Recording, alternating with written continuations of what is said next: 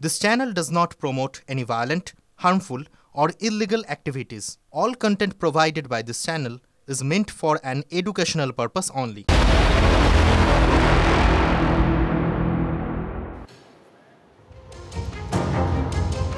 আজ বিকেলের সবচেয়ে বড় খবর, এই মুহূর্তে সবচেয়ে বড় খবর, মহিলা রেঞ্জ অফিসারকে হুমকি দিয়ে মন্ত্রিত্ব খোঁয়াচ্ছেন অখিল গিরি। আগামীকাল তিনি মুখ্যমন্ত্রীর হাতে পদত্যাগপত্র তুলে দেবেন বলে জানিয়েছেন। হ্যাঁ, তবে মহিলা অফিসারের কাছে ক্ষমা চাওয়ার কোনো প্রশ্নই নেই বলে জানিয়ে দিয়েছেন অখিল গিরি। আর তাই এই ইস্যুতে বিতর্কে এখনই ইতি পড়ছে না। ডাং দিয়ে পেটানোর হুমকি দিয়েছেন তিনি। তাই অখিলের বিরুদ্ধে কেন আইনি পদক্ষেপ করা হবে না, বিরোধীরা সেই প্রশ্ন তুলছেন। এই মুহূর্তে সে প্রশ্ন অত্যন্ত গুরুত্বপূর্ণ। আপনার আয়ু 7-8 দিন 10 দিন এসব ডাং নিয়ে পিটাবো না, তখন বুঝবেন। আপনি কি কোনোভাবে অনুতপ্ত? না। রাষ্ট্রপতি সম্পর্কে কুমন্তব্য করে পার পেয়ে গেছিলেন। এবার মহিলা রেঞ্জারকে হুমকি শাসানি দিয়ে ছাড় পেলেন না কারামন্ত্রী অখিল গিরি। চরম বিতর্কের মুখে তৃণমূলের শীর্ষ নেতৃত্বের নির্দেশ মেনে মন্ত্রিত্ব থেকে পদত্যাগ করতে চলেছেন কারামন্ত্রী। কিন্তু এত কিছুর পরেও মহিলা রেঞ্জার অফিসারের কাছে ক্ষমা চাইবেন না বলেও নিজের অবস্থানে অনড় রইলেন অখিল গিরি। হ্যাঁ, পদত্যাগপত্র আমি লিখে ফেলেছি। পদত্যাগপত্র দল থেকে আসার পরে আমি লিখে ফেলেছি এবং সেটা আমি পদত্যাগ কালকেই মুখ্যমন্ত্রীর হাতে দিয়ে দেব। ক্ষমা চাওয়ার কোনো প্রশ্নই উঠে না। সূত্রের খবর, রেঞ্জ অফিসারকে হুমকি দেওয়ার ঘটনায় বিস্তর বিতর্কের পরে রবিবার দুপুরে কারামন্ত্রী অখিল গিরিকে ফোন করেন তৃণমূলের রাজ্য সভাপতি সুব্রত বক্সী। অখিলকে অবিলম্বে রেঞ্জ অফিসার মনীষা সাউয়ের কাছে নিঃশর্ত ক্ষমা চেয়ে মন্ত্রিত্ব থেকে পদত্যাগের নির্দেশ দেন তিনি। সূত্রের খবর, অখিল পদত্যাগ না করলে তাকে মন্ত্রিসভা থেকে বরখাস্ত করা হতে পারে বলেও বার্তা দেওয়া হয় তৃণমূলের পক্ষ থেকে। এর কিছুক্ষণ পরেই পদত্যাগের বিষয়টি সর্বসমক্ষে স্বীকার করে নেন অখিল গিরি। দল হয়তো ভেবেছে যে এটা দলের ভাবমূর্তি নষ্ট হচ্ছে, সরকারের ভাবমূর্তি নষ্ট হচ্ছে। যে কথাগুলো আমি উচ্চারণ করি সেই কথাগুলো পরবর্তীকালে মনে হয় বোধহয় না বললেই ভালো হয়। হয়তো আমার নিজের ভুল। মহিলা রেঞ্জারকে কি আপনি কোনোভাবে ফোন করে ক্ষমা কিছু চেয়েছিলেন বা তাকে সঙ্গে কথা বলবেন? আধিকারিকের কাছে ক্ষমা চাই না। আমার রাজনৈতিক জীবনে কোনদিন আধিকারিকের কাছে ক্ষমা চাই না এবং আমার ক্ষমা চাওয়ার কোনো প্রশ্নই উঠে না। দল বলেছে পদত্যাগ করেছেন, কিন্তু ওনার বিরুদ্ধে ব্যবস্থা হওয়া উচিত, আইনি ব্যবস্থা। উনি সরকারি আধিকারিককে কাজ করতে বাধা দিয়েছেন। বিতর্কের সূত্রপাত তাজপুর সমুদ্র সৈকতে বন দপ্তরের জমিতে জবরদখল উচ্ছেদকে কেন্দ্র করে। ঘটনাস্থলে পৌঁছে রেঞ্জার মনীষা সাউকে রীতিমতন শাসাতে দেখা যায় অখিল গিরিকে। আপনি সবাইকে নিয়ে চলুন, বেশি দিন থাকতে পারবেন না। আপনার আয়ু 7-8 দিন 10 দিন 25 ফুট আমরা নিলাম। এর ভিতরে যদি আপনি আসেন আপনি ফিরে যেতে পারবেন না। আমি আপনাকে ডাকি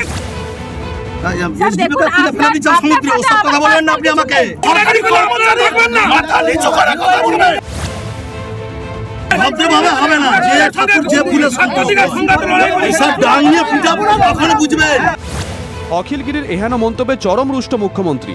তৃণমূলের শীর্ষ নেতৃত্ব কঠোর অবস্থান নিয়েছে, কিন্তু বিভিন্ন মহলে প্রশ্ন উঠছে, কর্তব্যরত সরকারি অফিসারকে ডাং দিয়ে পেটানোর হুমকি দেওয়ার পরেও অখিল গিরির বিরুদ্ধে কেন পুলিশ অভিযোগ দায়ের করা হলো না? মহিলা রেঞ্জ অফিসার কি ভয়ে থানায় যেতে পারছেন না? বন দপ্তরের তরফ থেকে কেন এ বিষয়ে সুনির্দিষ্ট অভিযোগ দায়ের করা হচ্ছে না? পুলিশ কর্মীদের সামনে রেঞ্জ অফিসারকে শাসান অখিল গিরি। এরপরেও পুলিশ কেন শতপ্রণোদিত মামলা করল না? অখিল গিরি রাজ্যের শাসক দলের প্রভাবশালী নেতা, তাই কি পুলিশ সিটিয়ে আছে? না, উনি ক্ষমা চাইবেন কেন? সর্বত্র তৃণমূল কংগ্রেস যে কাজ করে অখিল গিরিও সেই কাজ করেছে। আমাদের মুখ্যমন্ত্রী স্নেহ পরবশ হয়ে ভালোবেসে বইমেলার বাইরে তিনি পুলিশকে চাপকাবেন বলেছিলেন। বিভিন্ন সময় বিভিন্ন জায়গায় বিডিও এসডিওটা থ্রেট করা হচ্ছে, লোয়ার জুডিশিয়ারির থ্রেট, বিচারপতিদের হুমকি দেওয়া হচ্ছে, তাদের পরিবারকে নিরাপত্তা নিয়ে তারা চিন্তিত হয়ে গেছে। মানুষ তো ভয়ের আবহে আছে, গোটা প্রশাসন তো ভয়ের আবহে আছে। সরকারি আধিকারিকরা তাদের দিয়ে দেওয়া হচ্ছে না, প্রতারিত হচ্ছে তারা সর্বস্তরে। কেন অখিল গিরি ক্ষমা চাইবে? দলের সুপ্রিমো নির্দেশে দলের রাজ্য সভাপতি মাননীয় মন্ত্রীকে কিছু নির্দেশ দিয়েছেন। এবারে সেই নির্দেশ তিনি পালন করবেন কি না করবেন এবং তার পরবর্তী পদক্ষেপ কি হবে সেটা আমাদের দলের সুপ্রিমো মাননীয় মমতা বন্দ্যোপাধ্যায় দলনেত্রী হিসেবে এবং প্রশাসনিক প্রধান মুখ্যমন্ত্রী হিসেবে সিদ্ধান্ত নেবেন। সোমবার রাজ্য বিধানসভার অধিবেশন। সোমবারই মুখ্যমন্ত্রীকে পদত্যাগপত্র পাঠাবেন অখিল, কিন্তু এই নিয়ে বিতর্ক চলছেই। প্রদীপ্ত ঘোষ ও কনিষ্ক মাইতির রিপোর্ট, TV9 বাংলা। একজন কর্মরত মহিলা অফিসারকে মারাত্মক সব কথা বলেছেন অখিল গিরি। বলেছেন আপনার আয়ু 7-8 দিন 10 দিন।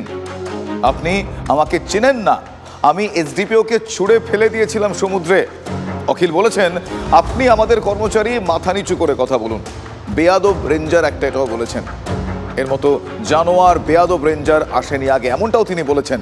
ডাং নিয়ে পিটাবো না, তখন বুঝবেন। অখিলগিরি বলেছেন। বন দপ্তরের রেঞ্জারকে এভাবে ধমকে চমকে নিজের বিপদ বাড়িয়েছেন কারামন্ত্রী অখিলগিরি। আরও একটা বিতর্ক এই রামনগরের তৃণমূল বিধায়ক বাঁধিয়েছেন, সেটা হলো দুর্নীতি অনিয়মের একটা বিতর্ক। প্রকাশ্যে গতকাল ফরেস্ট অফিসারকে হুমকি দিতে গিয়ে অখিলগিরি বলেছেন, বন দপ্তরের একাংশের বিরুদ্ধে অনিয়মের অনেক খবরই নাকি তার কাছে রয়েছে। বিধানসভায় সেই সব তিনি ফাঁস করে দেবেন। পাল্টা বনমন্ত্রী জবাবও দিয়েছেন। অনেকেরই প্রশ্ন, তাহলে কেঁচো খুঁড়তে গিয়ে কি এবার তাহলে কেউটে বেরিয়ে পড়তে পারে?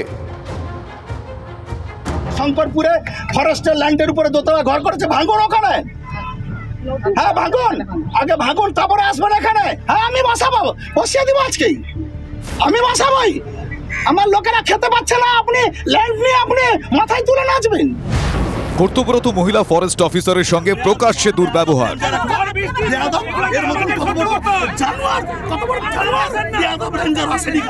শুধু অপমানজনক মন্তব্যই নয়, সঙ্গে হুমকি, হুঁশিয়ারি।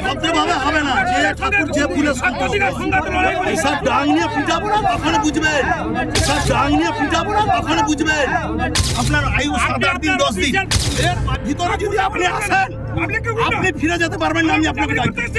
মহিলা সরকারি অফিসারের সঙ্গে শনিবার অখিলগিরির এমন আচরণে রাজ্য রাজনীতি তোলপাড়। কিন্তু এখানেই শেষ নয়। ফরেস্ট অফিসার মনীষা সাহুকে ধমক দিতে গিয়ে মন্ত্রী রামনগরের তৃণমূল বিধায়ক অখিলগিরির বিস্ফোরণ। আমি আপনাকে বলছি, কে বিড অফিসার আমি জানি ফরেস্টের কি কাজ হয়, কত বড় দুর্নীতি আমরা সব জানি। আমার জানি বিড অফিসারের বিরুদ্ধে কি আছে আমি জানি পাবলিকের, আমি কিন্তু ফাঁস করে দেবো সব বিধানসভায়। আপনি আমাকে চিনেন না। ছিল বন দফতরের উচ্ছেদ অভিযানের বিরুদ্ধে প্রতিবাদ, সেখানেই কিনা দুর্নীতির অভিযোগ। বন দফতরে ঠিক কোন বেনিয়মের কথা বলতে চাইছেন বর্ষিয়ান নেতা? এখন গাছগুলো অকেজো হয়ে যায়, সরকারের ট্রেজারিতে টাকা ওরা সরকারি হিসাবে দেখায় না, অনেক রকম আছে।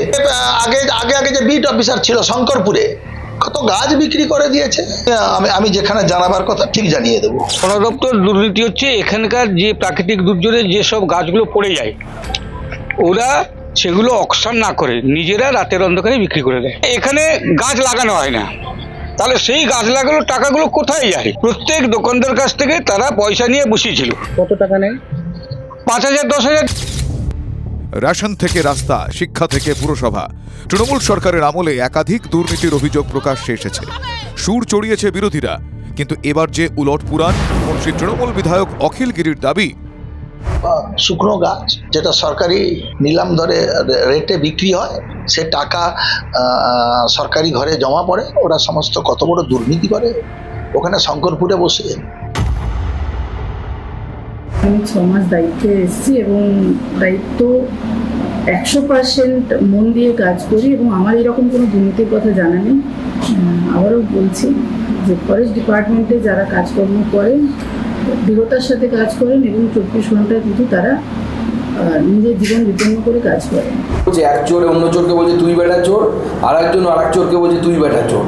চোর চোরকে চোর বলছে, আমরা দেখে আনন্দ পাচ্ছি, জনগণ দেখুক সবাই কত চোর আছে তৃণমূল কংগ্রেসে। আমার জানি বিড অফিসারের বিরুদ্ধে কি আছে আমি জানি পাবলিকের, আমি কিন্তু ফাঁস করে দেবো সব বিধানসভায়। আপনি আমাকে চিনেন না। সেসব তথ্য আছে আমার কাছে, পঞ্চায়েতে আছে। যখন আমাদের পঞ্চায়েত ছিল, পঞ্চায়েতে আছে, আমি বার করছি, তথ্য বার করছি। প্রশ্ন হলো বন দফতরে বেনিয়ম সংক্রান্ত তথ্য বিধানসভায় কবে ফাঁস করবেন অখিলগিরি? অধিবেশন তো চলছে, সোমবার কি হাটে হাড়ি ভাঙবেন? অখিল বীরবাহা দ্বন্দ্বের রেশ কি অধিবেশন কক্ষের ভিতরে দেখা যাবে? অখিলগিরি বন দফতরের একাংশের বিরুদ্ধে বেনিয়মের তথ্য বিধানসভায় ফাঁস করবেন কিনা জানা নেই, তবে অস্ত্র হাতে পেয়ে ময়দানে নামার হুঁশিয়ারি দিয়ে দিয়েছে বিজেপি। বীরবাহা হাসদা আমি দেখতে চাই, উনি একজন মহিলা, ওনারই লেডি অফিসারকে অপমান করেছে, জানোয়ার বলেছে, কি কি ডাং মেরে, কি কি ভাষায় জীবনে শুনিনি এই সমস্ত। দেখি বীরবাহা হাসদা মহাশয়া কি করেন, নাহলে আমি মাননীয় মন্ত্রীকে বিধানসভায় প্রশ্নটা করব। সোমবার বিধানসভার দিকেই এখন রাজনৈতিক মহলের নজর। কনিষ্ক মাইতির রিপোর্ট, TV9 বাংলা।